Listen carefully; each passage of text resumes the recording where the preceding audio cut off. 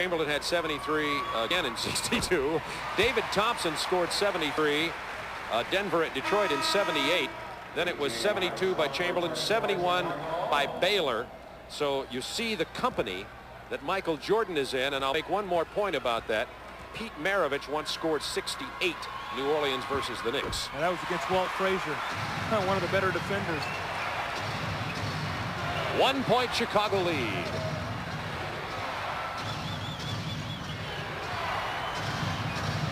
Cleveland looking at that high trap.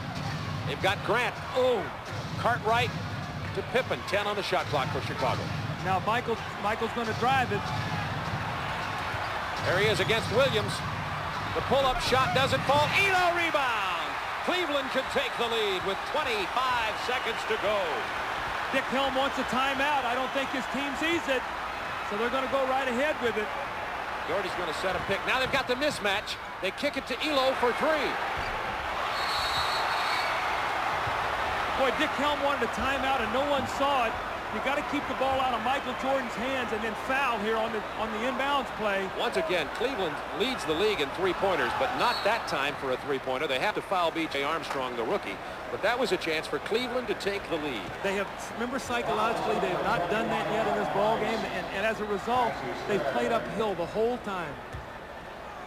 Greg Elo, the good three-point shooter, but that certainly wasn't the shot you'd think they would have been going for. And Phil Jackson breathes a sigh of relief. Michael Jordan with a sore right arm, 67 points in this game.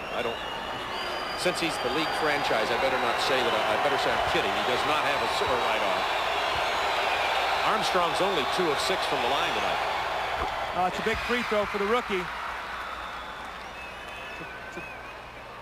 All the scores from around the league right after this game. Chicago by 2. Huge free throw by B.J. Armstrong right here. Oh, nothing but the bottom. 3-point Chicago lead. 10.7 to go in the game, and now Cleveland's got, correct me if I'm wrong, look for the three. Yeah, and what you say to Chicago, do you prevent them from getting a three? Do you circle the line and force them to try to get inside to get a 2? But hey, Bob, I did a game in Detroit this year where, you know, Detroit's down to Philadelphia 4 points with 9 seconds to go. Isaiah banks a 3. They get a steal and lay it in and end up going into overtime and winning the ball game. So, you know, this ball game is far from being over. Let's take a look at this Elo three-point attempt. He was open for it, and it looked online. Well, you know, it was good penetration. You're going to watch Scottie Pippen. You see Michael Jordan, who's guarding Elo, help. But here comes Pippen at the last minute, and he gets a hand up and just distracts him just enough. And then the bad kick, the ball does not stay in play, and Chicago got a big break there. Chicago leads it by 3. 115-112. 10.7 seconds to go in overtime. You see Michael Jordan coaching on the bench down there, giving instructions to the Chicago team. Cavs trying to get into that 8th and final playoff spot. Well, you see they're at Miami. That's a winnable game. They have Indiana at home, which is very important because it's a head-to-head game in case those teams would tie. I think the series is 2-2 right now. At New York's struggling, a winnable game. Atlanta at home, and then they also go to New Jersey. So some of the road games and at Orlando are winnable games. This is a devastating loss if Cleveland loses this game at home, although Bulls are playing great basketball.